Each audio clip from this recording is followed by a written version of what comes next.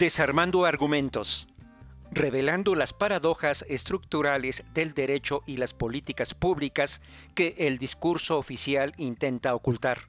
¿Qué no han dicho todavía que saben que tendrían que decir?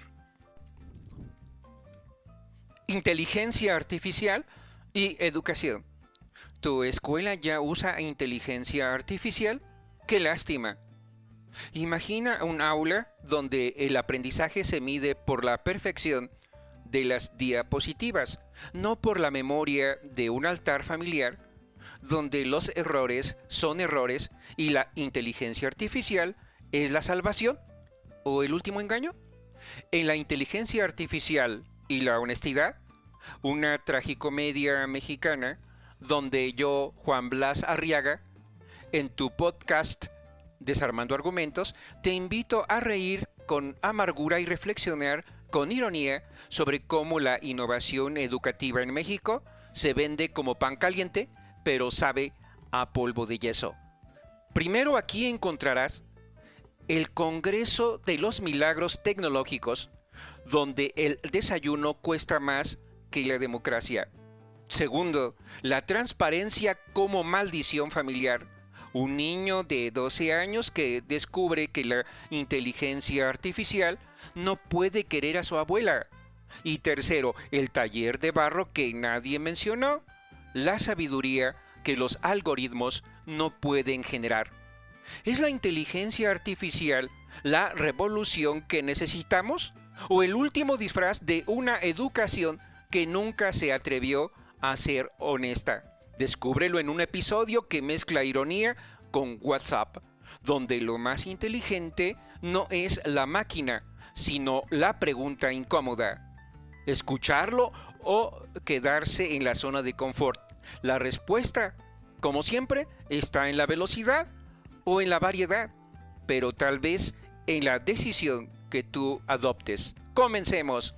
La inteligencia artificial y la honestidad, una tragicomedia mexicana en 3 actos, con epílogo y sinfonía inacabada.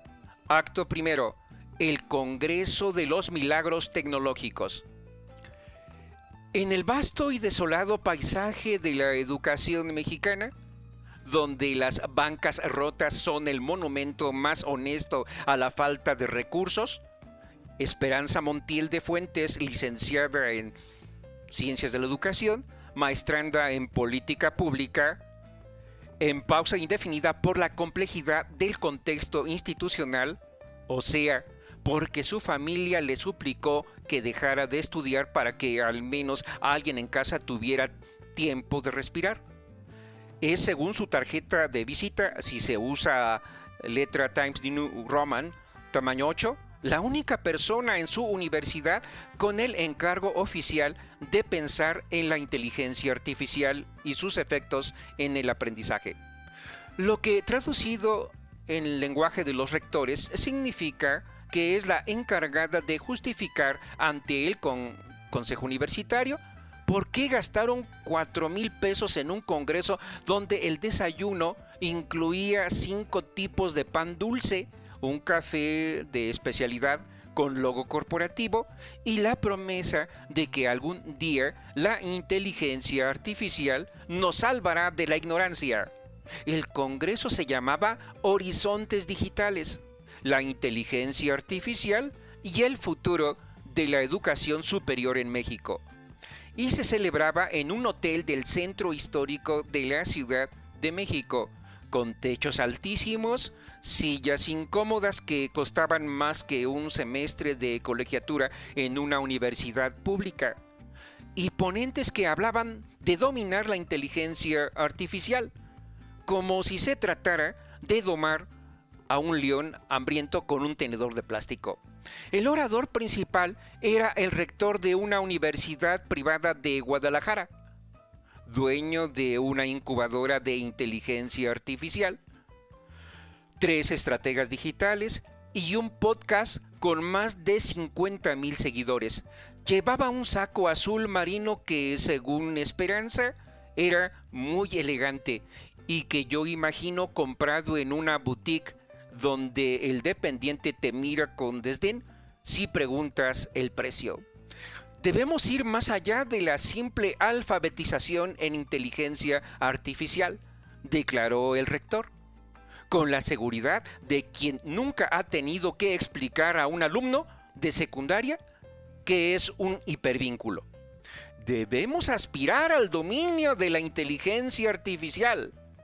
El público, compuesto por académicos habituados a aplaudir sin entender como los turistas que aplauden en una ópera sin saber italiano, secundó al unísono. Luego un ponente con audífonos inalámbricos más caros que la bicicleta de Valentín, hijo de Esperanza, hizo traducir sus palabras al instante al alemán, mandarín y portugués. El asombro fue colectivo, generalizado, unánime, salvo por una estudiante francesa japonesa que tras vivir 2 años en Osaka cometiendo errores en tiendas de conveniencia, declaró con una elegancia que ningún algoritmo podía imitar: la inteligencia artificial puede traducir las palabras, pero no puede traducir lo que aprendí al equivocarme. El público aplaudió, pero con menos entusiasmo que antes, porque es más fácil celebrar lo que no nos cuestiona, lo que nos deja en nuestra cómoda ignorancia. Mientras tanto, en la cocina de su casa, ese laboratorio donde se cocinan las verdades incómodas, Valentín, su hijo de 12 años, debía entregar un trabajo sobre el Día de Muertos, tras redactar 2 cuartillas con 2 errores ortográficos que le causaron una angustia de proporciones homéricas y que descubrió demasiado tarde. El verdadero problema llegó para Valentín: la presentación visual. ¿Cómo hacer diapositivas en PowerPoint sin que se notara que era la primera vez que abría el programa? La solución, como todo en la vida moderna, era una herramienta de inteligencia artificial llamada Gamma, que en 40 segundos creó una presentación impecable: 7 diapositivas con tipografía elegante, imágenes de altares perfectos, calaveras de azúcar sin mancha y familias que parecían sacadas de un catálogo de stock. «Quedó muy bien», dijo Esperanza, aunque ambos sospechaban que algo andaba mal. ¿Crees que las personas en las fotos celebran el Día de Muertos de verdad?, preguntó Valentín, con esa curiosidad que solo tienen los niños y los filósofos. Su madre, con la honestidad que la caracteriza y que irónicamente la hace tan necesaria como incómoda, respondió: «Probablemente no», y añadió tras una pausa que olía a reflexión y a café frío: «Creo que deberíamos decirle a tu profe que usamos inteligencia artificial». Acto segundo: la transparencia como maldición familiar. El correo a la profesora Lupita, cuyo nombre oficial es Guadalupe Arellano Ramírez, pero a quien todos llaman Profe Lupe, con esa energía que solo tienen quienes llevan 16 años explicando lo mismo a generaciones distintas, y sin embargo conservan una paciencia que roza lo sobrehumano. Fue un modelo de transparencia y responsabilidad al leer el correo electrónico de Esperanza.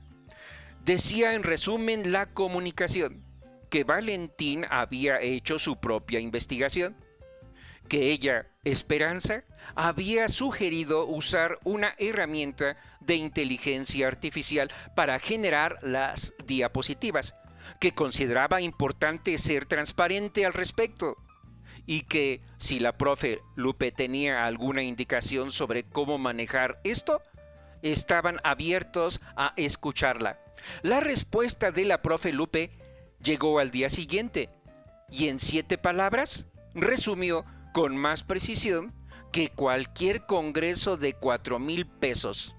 Lo que realmente estaba pasando en la educación mexicana. Todo esto es muy nuevo y estamos aprendiendo a adaptarnos. Era la respuesta perfecta, ambigua, esperanzadora. vacía de contenido y llena de buenas intenciones, desde luego. Con ella, la profe Lupe no solo había validado la honestidad de Valentín, sino que había sentado un precedente. En la era de la inteligencia artificial, la educación avanza a trompicones, pero siempre hacia adelante o hacia los lados, dependiendo de cómo mires las cosas. Lo que ni Esperanza ni Valentín sabía, lo que de hecho nadie en su sano juicio podía haber previsto, era que la profe Lupe había mencionado el incidente en la junta de consejo técnico de los viernes. Y cuando el profe Evaristo Cisneros Mondragón, director de la Escuela Secundaria General número 42 Benito Juárez, 23 años en el cargo, lo que en términos educativos mexicanos lo convierte en una institución en sí misma, tan sólida como una roca o como un edificio con bancas rotas desde 2019, escuchó la palabra inteligencia artificial y su reacción fue preocupante en todos los sentidos. El profe Cisneros, hombre que tiene el talento específico de parecer actualizado, sin estarlo, como esos actores que en las fotos se ven perfectamente saludables, pero que nadie sabe bien que también se sienten, decidió que la escuela debía tener una política institucional sobre el uso de herramientas de inteligencia artificial. Y no solo eso, debía ser redactada, anunciada y celebrada antes de que terminara el ciclo escolar. Era una excelente noticia. Si el profe Cisneros hubiera tenido algún conocimiento previo sobre inteligencia artificial, pero como no lo tenía, compensó el déficit con entusiasmo, que en México es una moneda de uso frecuente cuando el presupuesto no alcanza para la otra. Convocó a una reunión de padres de familia, preparó una presentación en PowerPoint con la plantilla predeterminada que viene instalada en las computadoras desde 2009 y anunció que su escuela sería pionera en la implementación responsable de la inteligencia artificial en el proceso enseñanza-aprendizaje. La reunión duró 1 hora y 40 minutos, tiempo suficiente para no mencionar qué significaba exactamente implementación responsable. ¿Quién pagaría las herramientas? ¿Quién capacitaría a los profesores? Ni qué harían con las bancas rotas. Esperanza, con la audacia de quien ha leído demasiado sobre aprendizaje y demasiado poco los manuales de la SEP, levantó la mano en 2 ocasiones. La primera para preguntar si habría formación docente en pensamiento crítico sobre inteligencia artificial. No solo en uso tecnológico. El profe Cisneros la miró con la cordialidad de quien no entiende la pregunta, pero tampoco quiere admitirlo, y respondió que eso se iría viendo, es decir, nunca. La segunda pregunta para preguntar quién sería responsable de auditar los sesgos de las herramientas que se usarían con los alumnos.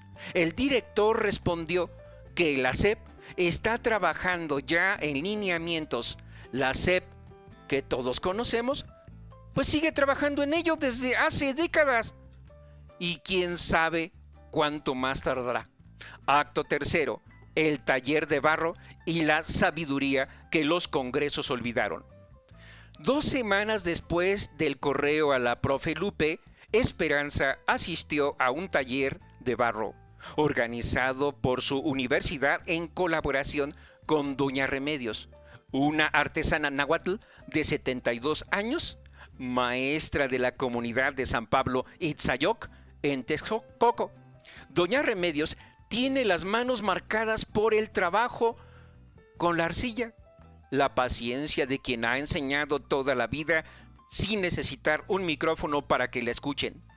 Y una frase que, escuchada en el contexto de un congreso de inteligencia artificial, sonó como un aldabonazo No existe la palabra error. Decimos que es un camino diferente. El barro te fue mostrando otro camino. Los participantes profesores universitarios, la mayoría personas acostumbradas a hablar y hablar de cosas en lugar de hacerlas, a pontificar en lugar de crear, pues intentaban dar forma a pequeñas figuras de barro. Una profesora de comunicación, al terminar su pieza, se disculpó por los defectos. Me salió chueco, dijo. Está llena de errores. Doña Remedios la miró con calma y respondió: el problema es que ustedes enseñan a los niños que hay una sola forma correcta de llegar y luego se preguntan por qué los niños tienen miedo de equivocarse. Esperanza llegó a casa ese día con la misma expresión de quien acaba de leer la última página de un libro. Y duda si empezar de nuevo. Le contó a Valentín lo de Doña Remedios, lo de la estudiante francesa en el Congreso, y su reflexión recurrente: si la inteligencia artificial puede hacer más rápido lo que antes hacíamos despacio, entonces la pregunta es: ¿qué perdemos exactamente en la velocidad? Valentín, con la sabiduría de sus 12 años y la honestidad de quien aún no ha aprendido a mentir por comodidad, respondió: las fotos del altar en la presentación no se parecen al altar de la abuela Chole. Su madre, tras una pausa que olía a mezcal y a nostalgia, coincidió: no se parece. Epílogo: la presentación que nadie podía haber imaginado. El jueves, Valentín presentó su trabajo sobre el Día de Muertos. Usó las diapositivas de gama con su tipografía impecable y sus imágenes de stock, pero explicó con honestidad que las había generado con inteligencia artificial y que las fotos no representaban altares reales de familias mexicanas reales. Les contó a sus compañeros lo de las manos bien hidratadas de las fotos, lo de la vela torcido de la abuela Chole, lo del mezcal que le pone a su abuelo para que aprenda en el otro lado. Luego apagó la presentación y describió el altar de memoria: el mezcal, las velas que su abuela hace porque las del mercado duran menos, la foto de su abuelo joven con un bigote que nunca tuvo oportunidad de conocer. La profe Lupe le puso 9.5 y le dijo que la presentación había estado bien, pero que la descripción del altar había estado mejor.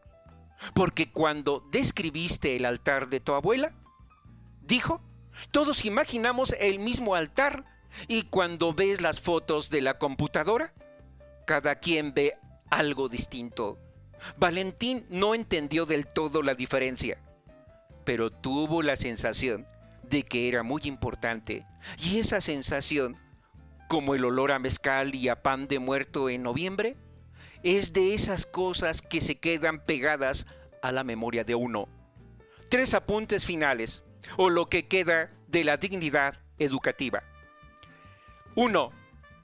El profe Cisneros presentó su política institucional sobre inteligencia artificial ante el Consejo Técnico en marzo.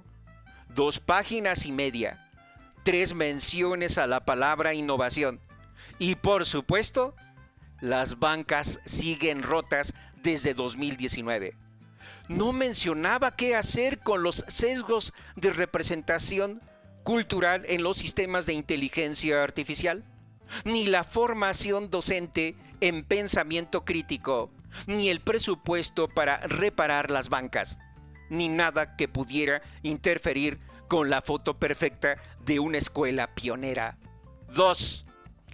Esperanza terminó de escribir su artículo sobre pedagogía crítica y modelos de lenguaje. 8,000 palabras, una cita de Doña Remedios en el epígrafe y la esperanza de que algún día la revista de su universidad lo publique. Entre tanto, lo mandó en PDF al grupo de WhatsApp de la escuela, donde lo vieron 15 personas y recibió 6 respuestas, 5 de las cuales eran emojis de aplausos. La sexta era un gracias por compartir, que en el lenguaje de los grupos de WhatsApp equivale a un silencio sepulcral. 3. Valentín, días después, le dijo a su madre que había aprendido 3 cosas de todo este asunto. Primera, que la honestidad es valiosa pero inconveniente. Segunda, que las preguntas correctas son más útiles que las respuestas rápidas. Tercera, que ninguna herramienta, por inteligente que sea, puede querer a la abuela Chole. Su madre, tras escucharlo, dijo: creo que es exactamente lo que los del Congreso estaban intentando decir, aunque ellos lo dijeron con diapositivas de 40 segundos, sillones de 5,000 pesos y el logo de una corporación que democratiza el aprendizaje a precio de lista. Y añadió: nosotros lo dijimos en la cocina con chocolate caliente, las luces de la calle entrando por la ventana y el olor a pan de muerto que nunca se va del todo. Moraleja, o la pregunta que nadie se atrevió a responder.